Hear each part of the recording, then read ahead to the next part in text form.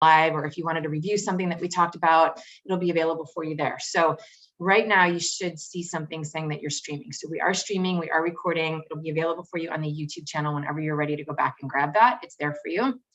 And again, welcome to all of you who are here. I'm Gina Schatz. I'm your host for today. If you're here for the first time, welcome. If you've come back many times, awesome. I'm so glad that you're here. What we're going to talk about today is stretching, the concept of stretching. Technically, how I know stretching doesn't exist and what that means to you and the work that you do with your clients. And I'm going to talk you through a little bit of that. I did outline that in the Anatomy Principles Guide, which you are all welcome to download. And then after I get done talking my spiel, then you get an opportunity to come in and ask some questions. You can be hot seated if you want to. And any question works, whether it's client related, something I talked about, or something else. You're welcome to ask questions. So let's dive in. You ready? Hi, I just want to say hi to everybody though. Hey, Laura, it's nice to see you. How's it going? William, I see you driving. Be very careful. I'm glad that you're here doing a both and getting us in. So let's see, we got William, we got Reagan, Megan, Len, Laura, Jennifer, Jackie, Diane, Dan, everybody's in the house. All right, awesome, awesome. So welcome. Let's talk about stretching. Who here already downloaded the Anatomy Principles Guide? Who downloaded the guide already and has read about stretching doesn't exist? Anybody? Anybody download that already? Ooh, okay. Jennifer, you did. Hey, yeah, and you told us that you're enjoying the muscle challenge too, which I'm super happy about. So putting you on the spot, Jennifer, not meaning to, but kind of meaning to.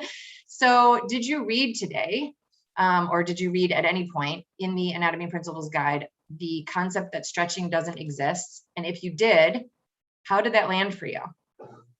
Just curious before I dive in with what I want to share. Hey, Jennifer. Hey, yes, I read it and I thought it was very interesting and fascinating, and I just want to learn more. Okay, cool. Thank you for showing up. Would you be willing to recap what you learned about why stretching doesn't exist? I don't know if I understand it completely to be able to do that, but I do understand that our brain can't tell our body to stretch. It can tell our muscles to contract. So to me, the way we stretch is contracting the opposing muscle group. That's my understanding at this point. Absolutely perfect. There's like nothing else to know. That's it. You just taught the class for today. Bravo. Right. Yeah, I love it. That's exactly it. So as I was saying earlier, before we were streaming live, I did get an email from one of our peers who was like, I think you're going to need to tell me a little bit more about how stretching doesn't exist because I don't agree with you and I need a little bit more information. Totally cool. And I know that it can be really disconcerting when you have been teaching something or practicing something over and over again and then get new information. I get it. And so I'm not here to make anyone wrong. I'm here to make you smarter so that you can do better for your clients. Because what I do know about everyone who's here is that you're all committed to being the best practitioner that you can be. I know that because I've talked to some of you, you've emailed me, you've shown up at the summits, you've come to classes, and you continue to read emails and send me feedback on all of that. So I know that that's your intention here, and that's awesome. When I implemented this principle in my practice, it was startling how fast it generated results for my clients. And when I say results, I'm talking about functional results. And that concept of functional results applies whether you are a manual or a movement practitioner, right? So if we are a manual practitioner, which is how I started, I was actually a movement person, but I wasn't certified in it, or I didn't have a degree in it yet, but I was a dancer first while I was going to school to learn how to be a manual practitioner and study physical science. And then I went on to be a movement practitioner certified and blended them all together. So what I recognize as a straight up movement practitioner doing that solely for work is that our clients who come to us when we're doing manual work are largely passive. We're not seeing them in their function. So we're not really resonating with what got them into the position or the condition that they're in that brought them to us with their symptoms that we get to manually address for them, right? And so we want to know what's their function, what started the whole problem. Otherwise, we're just sort of like band-aiding over symptoms and maybe getting rid of symptoms, sure, but we haven't taught our client anything about how to not get that symptom again. So we set them up for Groundhog's Day. And when we're movement practitioners and we're not completely clear on the function of movement, the optimal function of movement, of course, you're all proficient in movement, but when there's a piece missing on the optimization of functional anatomy and functional mechanics, what we can be doing is missing opportunities to create patterns that are healthy and missing opportunities to reverse patterns that aren't healthy, that got them to the symptoms that led them to the manual practitioner, right? And so in all of those instances, whether you're a manual or movement practitioner, it's really supported to understand the optimization of functional movement and functional anatomy. And so again, when I implemented this concept of stretching doesn't exist, the results that I was generating from my clients, whether they were coming to me for manual or movement work, were accelerating. Because when we work with the body the way it's designed, we generate results, either getting people out of pain or preventing them from going into pain, or generating more freedom in their body, whatever that looks like for them, or more gains in muscle activity, right? So if you're a personal trainer and you want more gains, the best way to do that is to actually understand the function so that you can get more bang for their buck. Every time they lift a weight, it's generating some result, right? So all of that to say, that is my base for why I want you to have this principle and really be able to implement it. And the principle is exactly as you shared with us, Jennifer. So thanks for coming on. For those of you who are just coming on now, what was said was our brain is not wired to create a command for stretch. Our brain is wired to create a command for contract. And stretching occurs in response to contract, which means if we know what muscle to contract, we'll generate a better stretch. But if we're just going to the muscle that we want to stretch and stretching it, we're not even involving the brain. So we're not creating a pattern, which means we're not creating a long-term effect, because all movement is generated in the brain. It's not generated in the body. Well, let me say it this way. It's generated in the body and laid down as a pattern in the brain. And then the brain is recall. So the next time we go to do that action, the next time we go to walk up a flight of stairs, we have that pattern in our brain of how to do that. So we don't have to keep thinking every time we pick up a fork or go up a flight of stairs or do a bench press or do a downward dog. We don't have to think about how to do that because our brain has this pattern. And that's awesome if the pattern is laid down optimally. If the pattern's not laid down optimally, we're creating potential for injury or missing opportunities to heal. So all of that to say, actually, let me drop for you in the chat again here. I'm going to drop the anatomy guide. It's my gift to you. You're welcome to have it. This concept of stretching doesn't exist is the third principle in the anatomy principles guide. Again, you're welcome to have that. And I'm here to just expand on that a little bit for you today.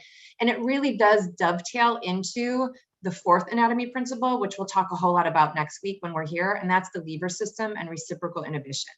So a little drop for next week, what we're going to talk about next week. This week, as we talk about just this idea of stretching doesn't exist, and it's really the muscle to contract, we want to know about agonists and antagonists. And I'm saying that because that is the lead into the lever system and reciprocal inhibition. Or you're nodding, so you know this is awesome. So if we know that we want to stretch a particular muscle, but we know that stretching doesn't exist, what I want you to do with your brain is, okay, well then what do I need to contract? And the muscle that you want to contract is the opposite muscle action of the stretch you're trying to generate. Okay, so we can all do this here actually, except for maybe you, William, because you're driving. Well, maybe you could do it with the foot on your brake. If you don't have your foot on the brake, you can maybe do it if you can fully extend your knee. All right, so what we can do here is use an example of hamstring stretching, right? Everybody wants to stretch their hamstrings. Clients say their hamstrings are tight. Whether they're a yoga student or a massage client, everyone says their hamstrings are tight. There's actually 4 different types of tightness, and most of the time they're not tight under contractile stress, but I could digress and really get off in the weeds here. So I'm gonna bring myself right back to the topic. Let's assume that it really is a contractile stress, that the hamstrings really are in a shortened state, and we're aiming to get a stretch, a lengthened quality to them for our client or student. Cool. Hey, Joe, I'm glad you're here. Nice to see you. So what we want to do then, rather than go after the hamstrings and start stretching the hamstrings, because I've just said that's not going to get us the result that we want, it's going to just sort of tug on the muscle spindles. It's not going to generate a change in the muscle because the brain doesn't have a way to memorize what that is. But what it does have, brain, is a way to contract the opposite muscle, and then the lever system takes over, and then lengthen happens as a correct functional pattern. So anyone here have a gander at how would we, using this concept of contract first to create a stretch, how would you instruct, teach, share with your client or student, how would you share with them an option on how to, quote, get a stretch into their hamstrings? Anybody have any ideas? Laura, you are nodding, so I feel like you have the answer, but I'm putting you on the spot. You want to gander it? I can gander it. I don't know if it's, I've heard this concept too. So I kind of am always like, on the whole like hamstring thing, but I think like a common one would be like laying in supine and then putting one leg straight and one leg up and then contracting the quad and trying to stretch the hamstring. So the quad being anterior, the hamstring being posterior. Like, yeah. You know what I'm saying? Like with a band or like a TheraBand or whatever. Like, yeah. You know, what does that really do? You know what I'm saying? Yeah, I like it. And Jennifer posted in the chat some similar concept. Diane and Iris, you both jumped on camera. Do you have something to add? Do you have some? No, you're just showing me your beautiful smiles. I love it. Okay, cool. Love it. Okay, great. So you're right, Laura and Jennifer. Megan, PNF, cool. PNF too is another way to create length. Although PNF, I will say PNF is a different phenomenon. I love it. I use it all the time. I have a master class that I taught on it. It was wildly successful. I love that class. I love the concept. I use PNF regularly. It's a really easy way to get in deep and either create a length in a muscle, but not through muscle spindles. It's through Golgi tendon organ response. So that's the difference between PNF and straight up contract and stretch on a lever system basis. And it's also a way to create muscle activation. I'm not suggesting that that's muscle activation technique. I'm not here to step on anyone's toes in any way, but I have clinically created muscle activation by implementing the PNF formula. So that is its own beautiful tool and not quite what we're talking about here. We're talking about just straight up muscle length, muscle contract, muscle strength, muscle length, right? And so you called it, Laura and Jennifer. If I want to lengthen the hamstrings, if I want to stretch the hamstrings, if my client or student says my hamstrings are tight and I want to stretch them, and we know that the tightness is contractile tightness, that's a big distinction there, then yeah, we want to go to the opposite side of the joint. We want to contract the muscle that should be contracting that generates a length in the opposing muscle. And that's how stretching really occurs. Perfect. So how would we contract the quadriceps? How do we contract the quadriceps? Laura, Jennifer, Iris, Joe, anybody? How do we contract the quadriceps? Extend the knee. Cool. And after the knee is extended, so let's say someone's standing and they're in forward bend, or they're seated and they're in forward bend, their knee is extended. So how do we, once the joint is extended, how do we contract the muscle? So hip flexion is another joint action, Jennifer, awesome. How do we contract the quads?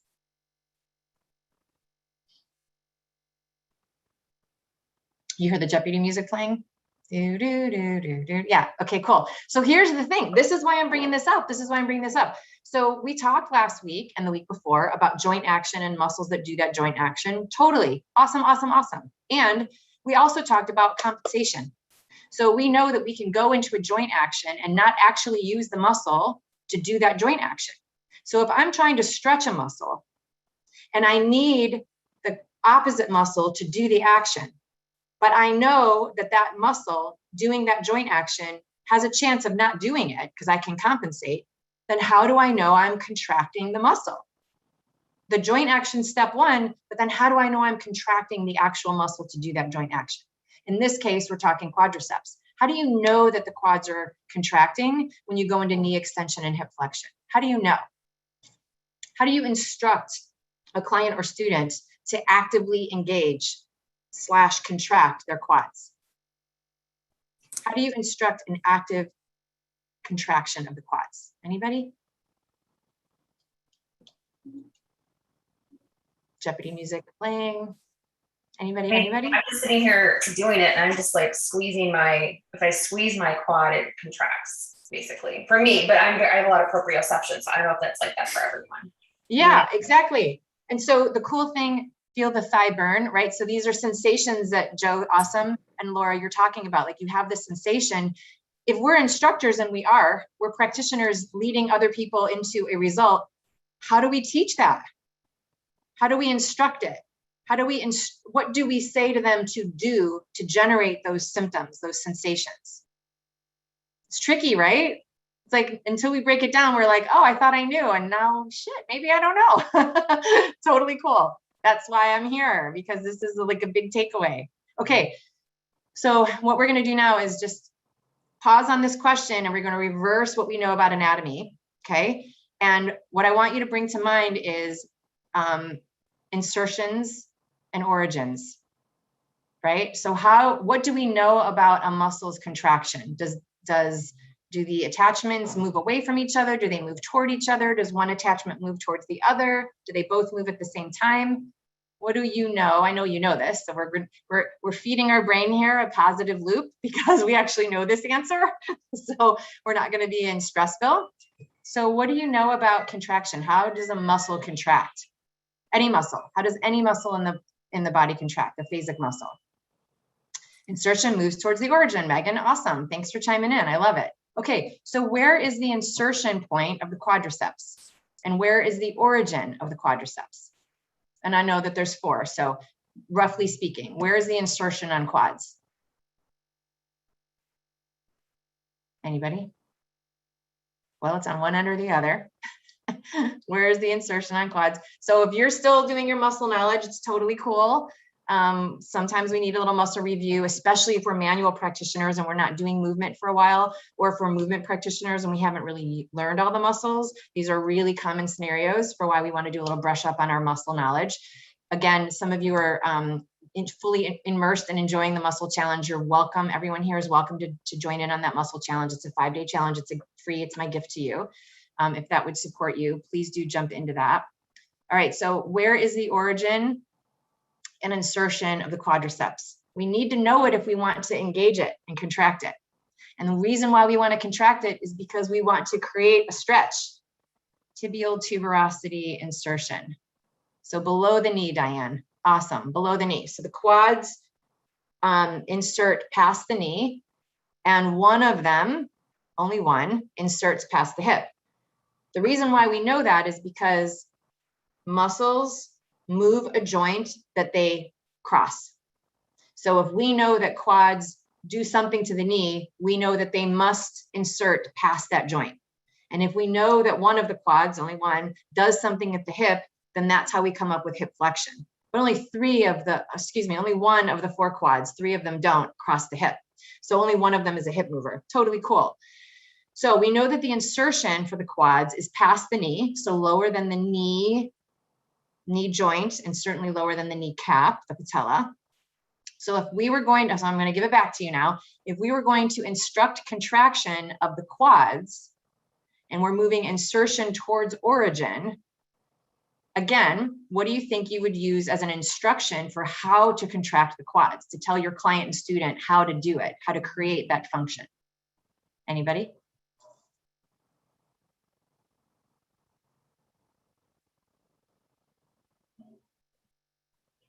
How is so important, right? Otherwise we don't generate what we're trying to generate, function.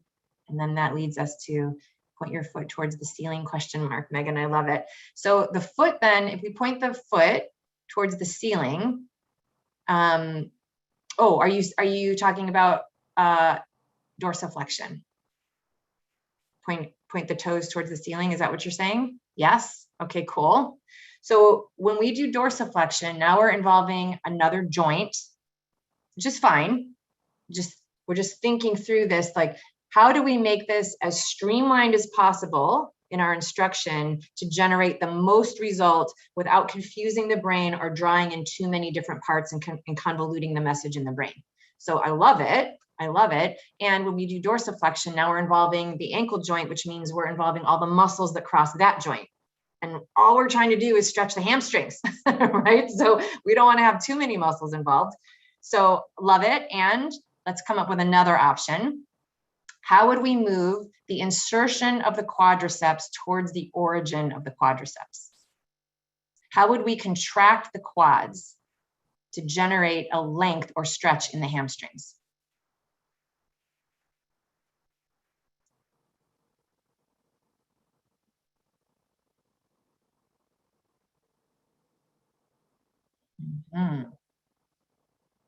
Engage more movement in the leg, maybe?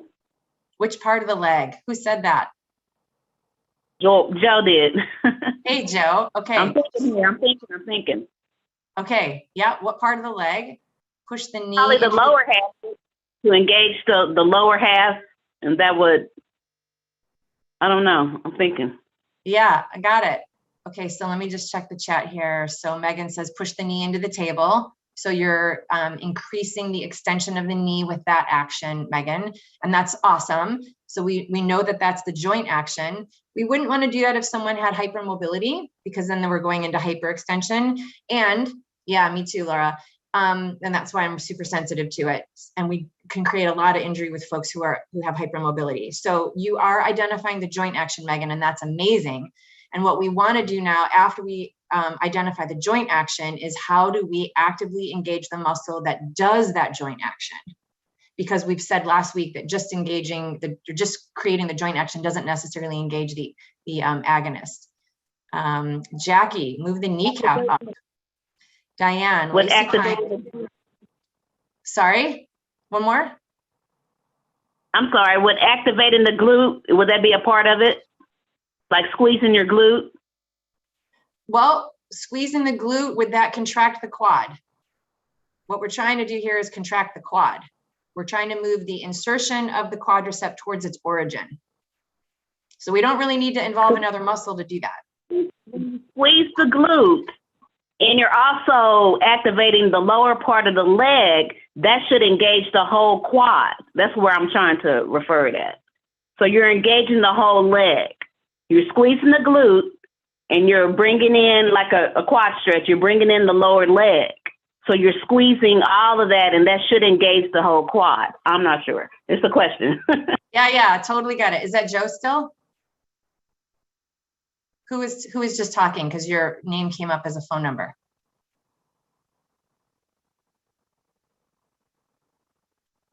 Oh, I lost you. Okay. So what we want to do, it's the same as what Megan brought up about dorsiflexing the ankle. When we're aiming to get a muscle to do its job, the cleanest line of approach is to just activate that muscle and not, hey, Joe, okay, awesome. Is just to activate that muscle and not create lots of other patterns in several different joints, because we can create compensation in every joint action. So if we want to make sure that the muscle that needs to be doing the job is doing the job, we want to focus all our sights on just that muscle and not get a little squirreled on other joint actions in other places. Diane, lay supine, bring the leg to stretch straight up and bring the knee towards the hip with a straight leg. So Diane, are you saying the knee, like pull it towards you, or are you saying move the kneecap? Jackie, Yeah, pull it towards you.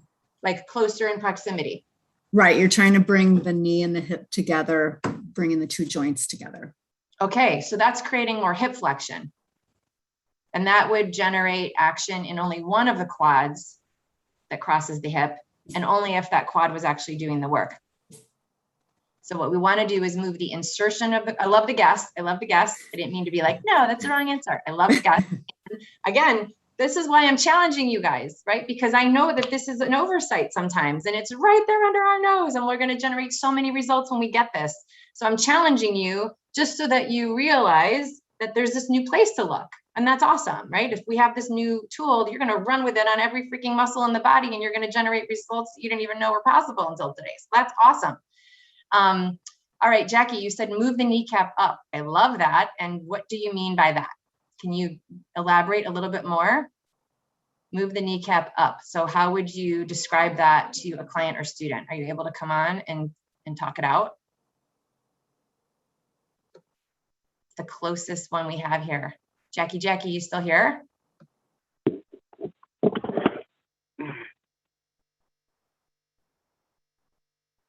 No? Okay. Well, that is the answer, loves. So if we have, here's Murph. For those of you who haven't met Murph, he's my perpetually out of alignment skeleton who loves to be my teaching assistant. Squeeze the knee. Okay, Joe, got it. So when we say squeeze, our clients and students don't really know what that means, right? Like we were talking earlier, Laura, like if we're working with dancers or somebody who's got like a lot of, proprioception in their body, we can get away with using commands like that. And I love them. It's cool. But when we're working with regular people who aren't dancers, they don't understand what the frig we're talking about. And so we're not generating results for them that way. So what we want to do is get as clear as we can in our messaging, meaning how do we convey this really complicated topic that is in Latin, this myriad of miracleness going on in the body. How do we clearly and simply communicate that to our clients and students, especially when they're in pain? So here's the deal. Like I work in the world of pain. That's what my clinical work is all about. And when folks are in pain, they don't have capacity for kitschy little phrases. They're stressed because they're in pain. And if you have a client who's not getting results, or even if they didn't come with existing pain, but let's say that, they're in a really hard workout with you or in a tricky yoga session, their brain can only compute so many things. So our messaging really matters. If we can get streamlined and clear and simple for them, they get a ton of results. So again, if we were to say squeeze the knee, what would that mean to someone who doesn't know where their muscles are? So what we want to do is, as you mentioned, bring their, as you mentioned, I think it was Jackie, right? Bring their attention to their kneecap, because we know that the insertion of the quads is just below it on the tibia. And we want to have them bring the insertion towards the origin, right? Exactly as we know muscles are designed. Move the insertion towards the origin generates a contraction. So we're going to have them bring their attention to their kneecap. We're not going to have them bring their attention to muscle insertions because they might not know where that is. We're going to have them bring their attention to their kneecap, and we're going to have them draw their kneecap up towards their hip. So it can only happen in an extended knee, right? If we have a flexed knee, if someone's sitting in a chair, now the quads are lengthened, they can't contract and lengthen at the same time. So we know that the knee needs to be an extension, and then we're going to have them draw their kneecap up towards their hip. So if you're sitting, go ahead and extend your knees and then do that. Draw your kneecaps up. And notice that you can feel that happening. That's the feeling that you guys are bringing up. You feel the squeezing around the knee. You feel the sensation around the thighs hugging in. Like you feel those things. You're generating that sensory response. And if your client comes back to you with, yes, I'm feeling these sensory responses, then you know it worked. Then you know they're actually contracting, right? But telling them to go for sensation without how to get to the sensation leaves them hanging a little bit. Okay, if you're also working with someone who's very visual, when you extend your knee and draw your kneecap up towards your hip, you can see it moving. You can see it moving. The next thing that I would say to you is that if your knee is extended, it means that the quads ought to be contracted and the hamstrings ought to be lengthened, which means every time your clients and students are standing and your knees should be lifted. Kneecaps should be lifted towards the hips. Otherwise, we're not using our quads to hold us upright and extend our knee. That means something else is doing that job. And as soon as something else is doing that job, now we're in compensatory patterns. Our brain is memorizing what not to do. And that's why we end up with tight hamstrings, because we're not working that system between contract and lengthen, contract and lengthen. So we'll actually end up with less hamstring tightness if we teach our clients how to use their muscles, which is bring the kneecap up whenever the knee is extended. And that's involved in active stretching and also in standing, but not in sitting, not when they're at their desk. Okay, so for those of you who are going to workshop this out a little bit, make sure that your knees are in extension and vigorously draw your kneecap up, and then go into a tiny bit of hip flexion. And you may notice that you're getting a, quote, deeper stretch in your hamstrings than you were previous. And maybe I should have started you out that way. I would have done that if I was teaching a movement workshop. But go ahead and just extend your knees and, quote, stretch your hamstrings and feel what that feels like. You can do this on your own if you want to later. And then do the same thing, but extend your knee, vigorously draw your kneecap up, keep it up, meaning your quads are contracted. and then go into your hamstring stretch position and notice the depth that you get in your hamstrings. You actually get a deeper stretch from creating that relationship between contraction and lengthen. Is that making sense to you guys?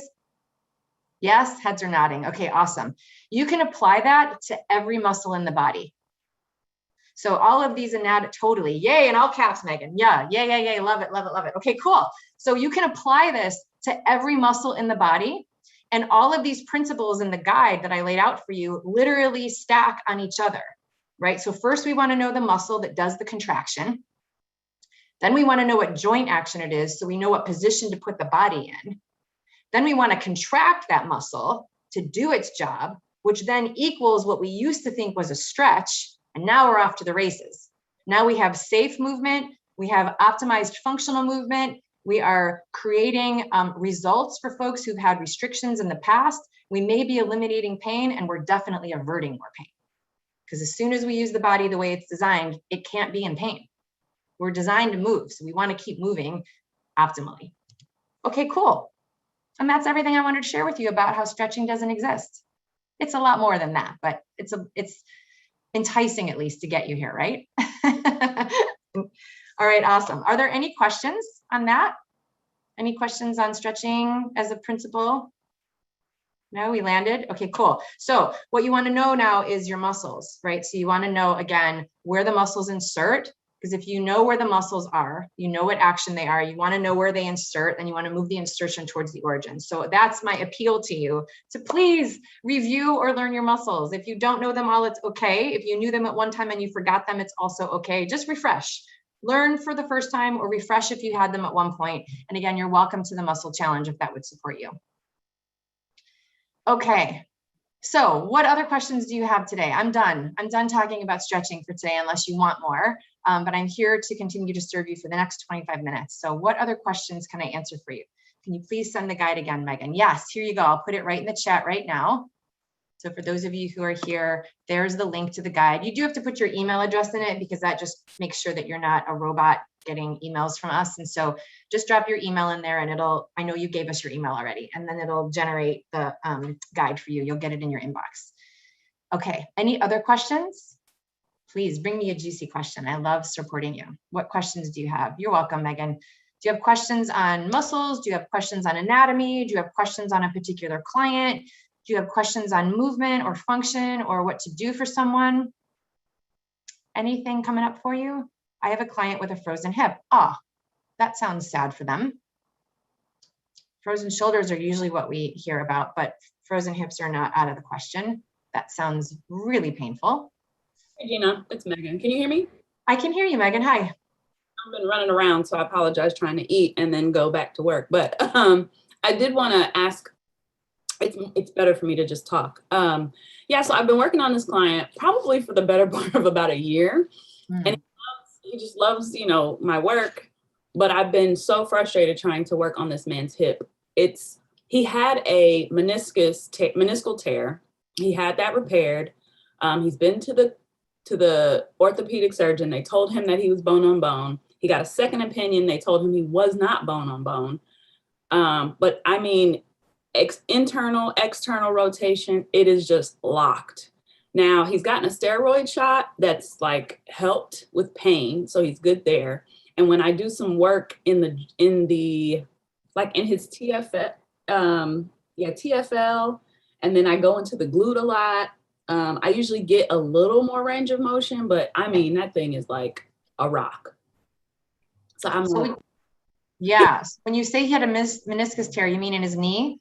Yes. And then the frozen hip came after that?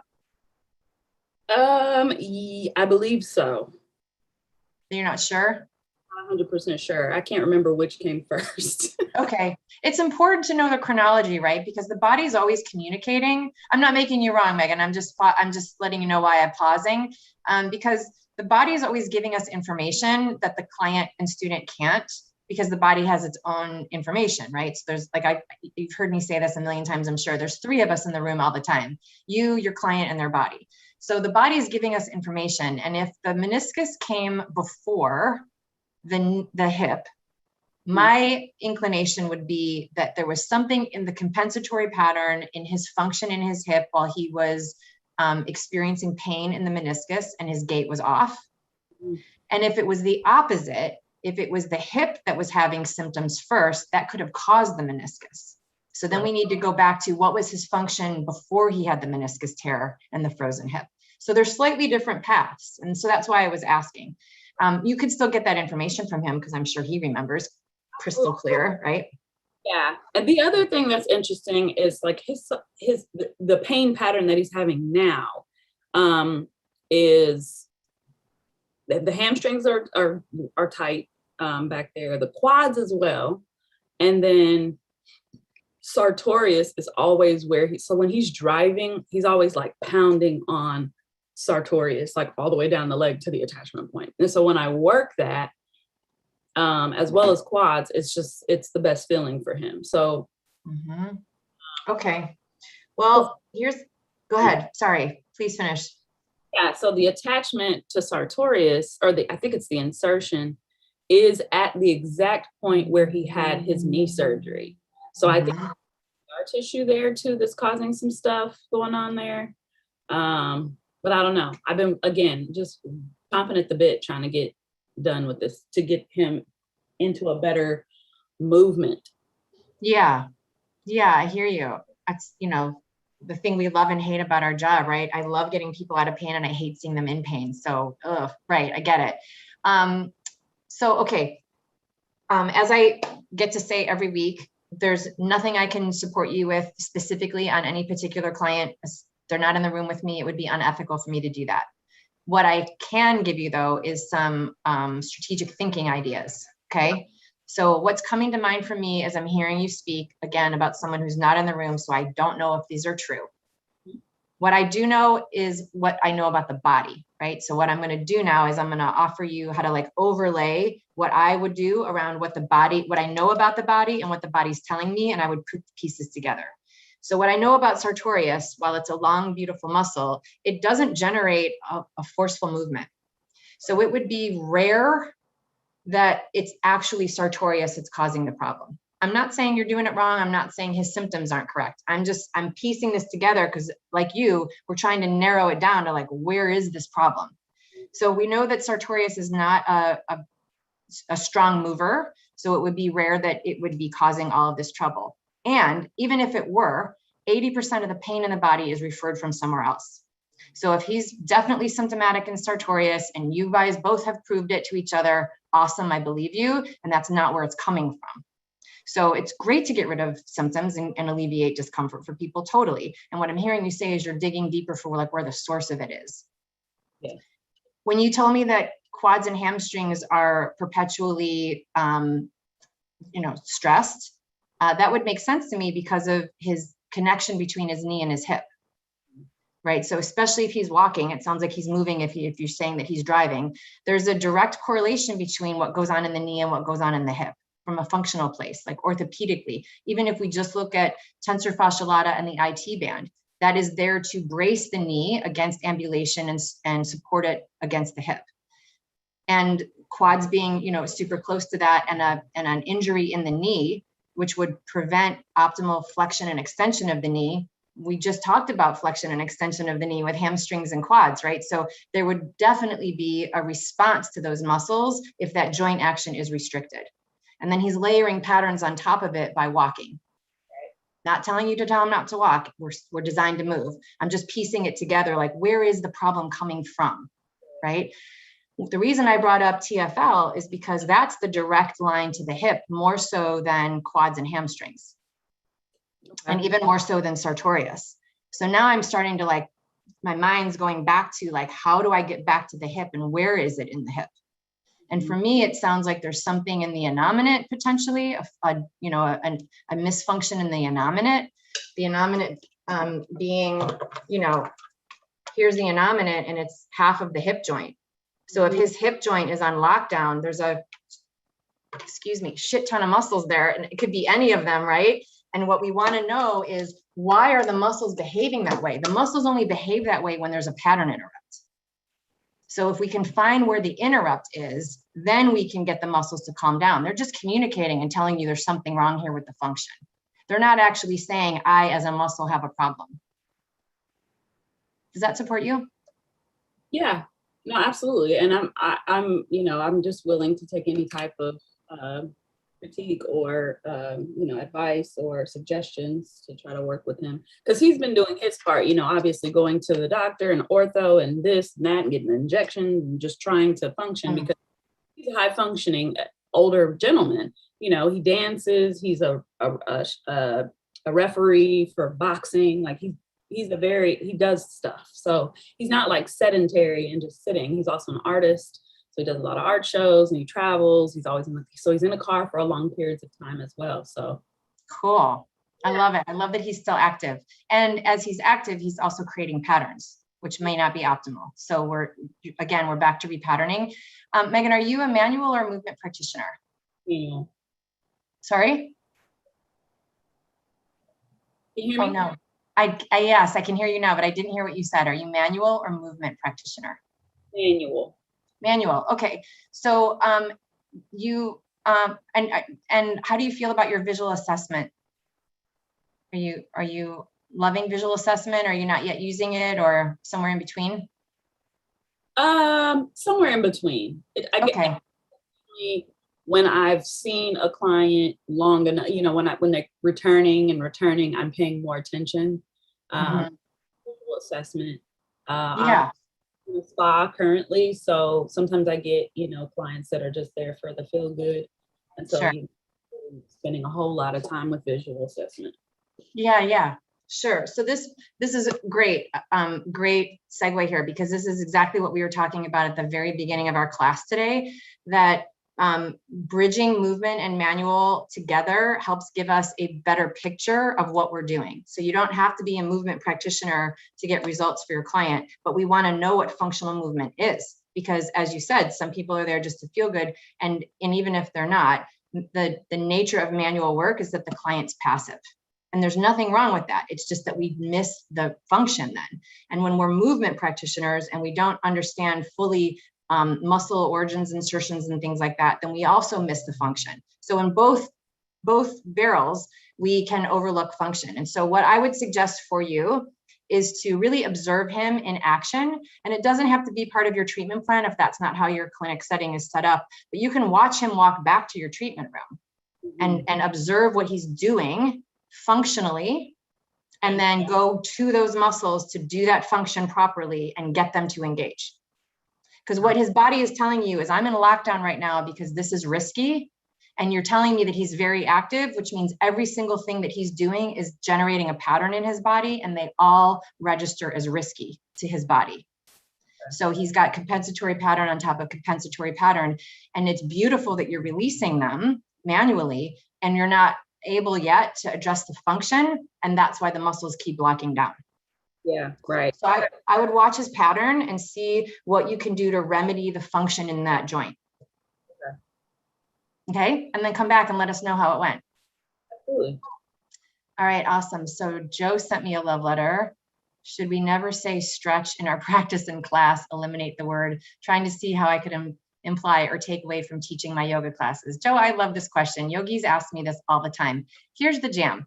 Our students and clients know the word stretch. They know the sensation of stretch. It's all good. You can say stretch. It's not like a 4-letter word. And even, I got a potty mouth, so I wouldn't even tell you there's no word to say, right? What I really want to appeal to you is to know what you mean when you say stretch. So if you're instructing stretching to a client or student, we're missing for them the function.